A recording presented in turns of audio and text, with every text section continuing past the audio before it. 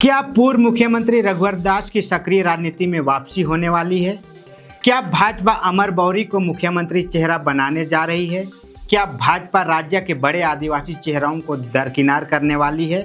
ऐसे तमाम सवाल इन दिनों झारखंड की राजनीति में तैर रहे हैं। जी हां, दबे जुबान ही सही, पूर्व मुख्यमंत्री सह उड़ीसा के राज्यपाल रघुवर दास फिर से झारखंड की सक्रिय राजनीति में वापसी करने वाले हैं।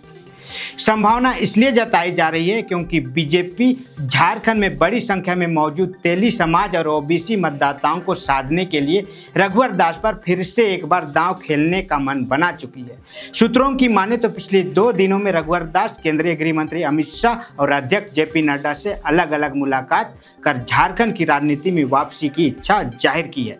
हालांकि पार्टी के दोनों शीर्ष नेताओं ने रघुवर दास को ठोस आश्वासन फिलहाल नहीं दिया है, लेकिन राष्ट्रीय स्तर के बड़े नेताओं से मुलाकात और उड़ीसा राजभवन में भाजपा के बड़े नेताओं का आना जाना सक्रिय राजनीति में रघुवर दास की वापसी को लेकर जो सवाल खड़े हो रहे हैं उस पर विराम चिन्ह लगाते हैं। वैसे भी भारतीय जनता पार्टी प्रयोग करने से नहीं हिचकिचाती है और उनका उदाहरण भी हम देख चुके हैं। रघुवर दास की वापसी के मुख्य कारणों को देखें तो झारखंड की राजनीति में बीजेपी के पास बड़े आदिवासी चेहरे तो हैं, लेकिन जमीनी स्तर पर ओबीसी चेहरे की कमी पार्टी को महसूस हो रही है। यही कारण है कि इस कमी को पूरा करने के लिए रघुवर दास को फिर से झारखंड की राजनीति में उतारने की प्रयास किया जा रहा है। इसी क्रम में पिछले दिनों झारखंड के चुनावी सह प्रभारी और असम के मुख्यमंत्री हेमंता बिस्वा शर्मा ने भुवनेश्वर में रघुवर दास से मुलाकात की। इस मुलाकात से रघुवर दास के बारे में जो अटकलें लगाई जा रही थी उसमें एक चैप्टर ऐड हो गया। वैसे आपकी जानकारी के लिए बता दें, भाजपा इससे पहले भी कई प्रयोग कर चुकी है, जिसमें पार्टी ने तिलमिसाई सुंदरराजन और बेबी रानी मौर्य को अलग अलग राज्यों के राज्यपाल के पद से इस्तीफा दिलवाकर पार्टी का उम्मीदवार बना चुकी है। ऐसे में रघुवर दास झारखंड का सक्रिय राजनीति में दोबारा वापसी कोई बड़ी बात नहीं होगी। वैसे भी झारखंड में भाजपा रघुवर दास को शुभ मानती है, क्योंकि 24 साल के राज्य में रघुवर सरकार ने ही 5 साल का कार्यकाल बिना रोक टोक पूरा किया है। ऐसे में भारतीय जनता पार्टी भी उम्मीद करती है कि वर्तमान हेमंत सोरेन को हटाने के लिए और ओबीसी वोटर को अपने पक्ष में करने के लिए रघुवर दास पर दांव खेला जा सकता है। हालांकि अभी तक ये अटकलें ही हैं, लेकिन झारखंड की राजनीति और भाजपा की रणनीति किसी से छुपी नहीं है। कब क्या हो जाए कोई नहीं जानता। ये दोनों ही संभावनाएं हैं कि रघुवर दास वापसी कर सकते हैं और नहीं भी कर सकते हैं।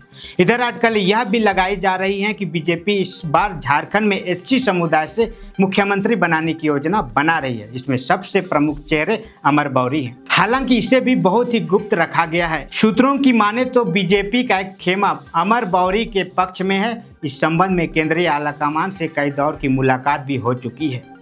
ऐसे में सवाल उठता है कि पार्टी में आदिवासी चेहरों का क्या होगा।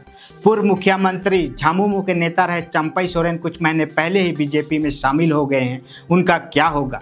बाबूलाल मरांडी, सीता सोरेन, गीता कोड़ा जैसे बड़े नेताओं का क्या होगा। ये सवाल इन दिनों राजनीति के गलियारे में उमड़ रहे हैं।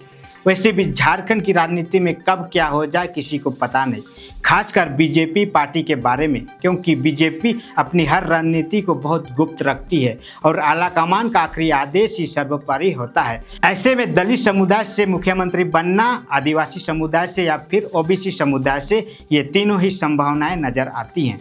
हालांकि फिलहाल बीजेपी आगामी विधानसभा चुनाव में बहुमत के आंकड़े को कैसे छुआ जाए उस पर फोकस की है और इसी कड़ी में महीने में 10 से 15 दिन असम के मुख्यमंत्री हेमंता बिस्वा शर्मा झारखंड आ रहे हैं। अब जब पूर्व मुख्यमंत्री रघुवर दास की वापसी की अटकलें तेज हो गई है, ऐसे में राज्य की राजनीति की हवा भी तेज हो गई है। अब यह देखना दिलचस्प होगा कि कब आचार संहिता लगता है और इस चुनावी महासंग्राम में कौन विजय और कौन पराजय होता है, यह जनता को देखने को मिलेगा। बाकी आप इस संबंध में क्या सोचते हैं, आप अपनी प्रतिक्रिया कमेंट बॉक्स में दे सकते हैं। फिलहाल आज के लिए इतना ही, फिर मिलते हैं कोई ऐसे ही विषय के साथ। तब तक के लिए बहुत बहुत धन्यवाद, आभार, जोहार।